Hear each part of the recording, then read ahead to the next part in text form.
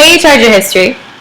Today's essential question is, how did government work in Mesopotamia? When I say pause, please pause your video and copy the essential question in your notebook. Remember to skip one line and write the question neatly across the top of the page. Pause. Now draw your vertical line for your notes. Remember to circle key vocab as we go along today. Key vocab is any word that's important from today's lesson or from past lessons. Yesterday, you started Unit 2 in our study of the first farming civilization, Mesopotamia, the cradle of civilization, the land between two rivers, the Fertile Crescent. A civilization is a group of people that share a common culture, government, and way of life. Mesopotamia, this whole entire region around the rivers, did become a civilization that had a similar language and culture all throughout the region. But even though Mesopotamia was one large region, it was divided up into these small red dots which represent city-states. City-states were small, like the size of cities, but they had a lot of independence. They ruled themselves like a state. In Mesopotamia, the city-states all fell under one common king, but they ruled themselves because, think about it, back then without cars, and really without even any fast animals to transport them, there was no way for a king to get to all these different places fast enough to make any decisions. So the local rulers had to make the decisions on the day-to-day. That means that a king ruled over the whole region of Mesopotamia.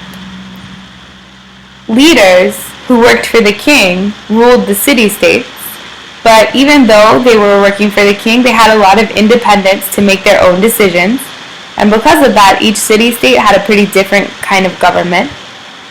And underneath these leaders were the citizens.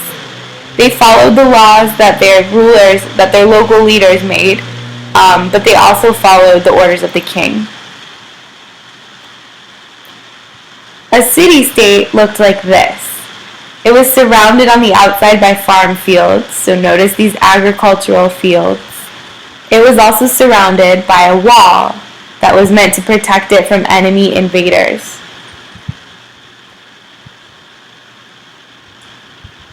Please pause and copy this note about city-states.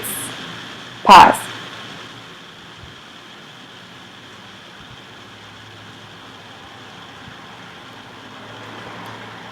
So the first city-states in Mesopotamia were found in the region of Sumer.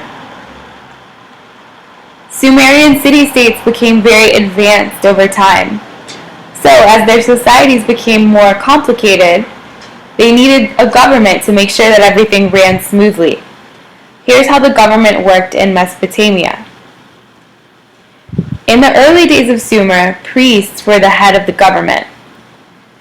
The priests were so important because farmers believed that the success of their crops depended on the blessings of the gods, and the priests acted as kind of the connection between the farmers and the gods.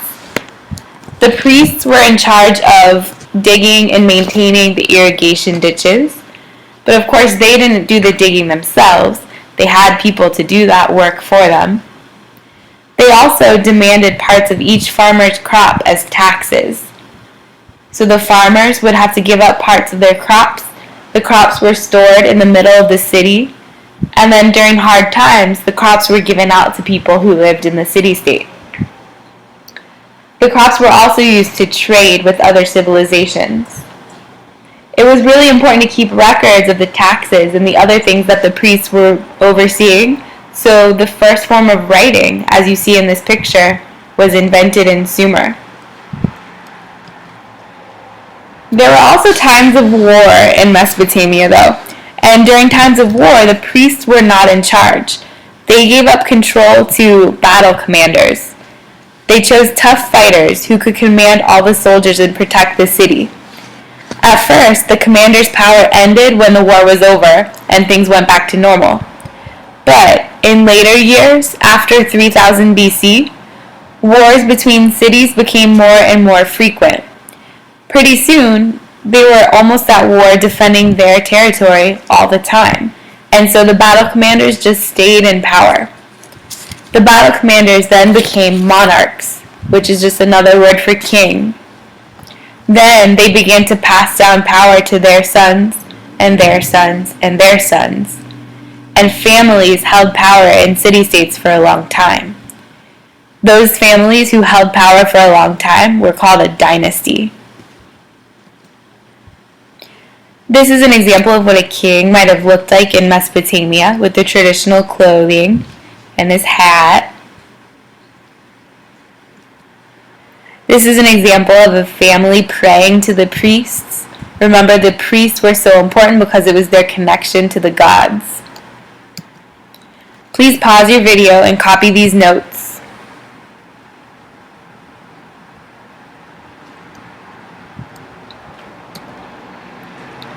One more important power of the king was to oversee trade.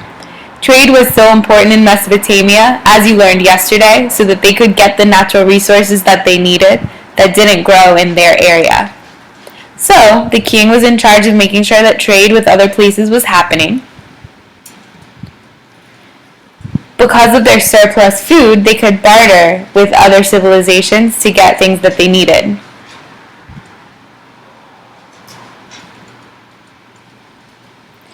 So, as a result, Mesopotamians began to meet people from other parts of Asia and Africa.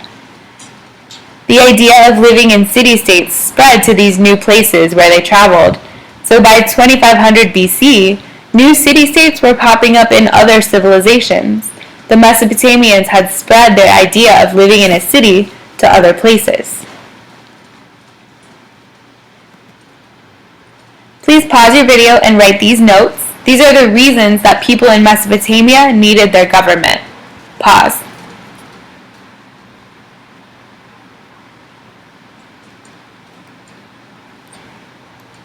I hope you remembered to circle keywords like government and Mesopotamia. So, Sumerians relied on their city-states to provide protection from enemies, blessings from the gods,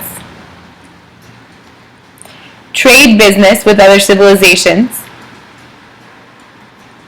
and food in case of hard times like drought.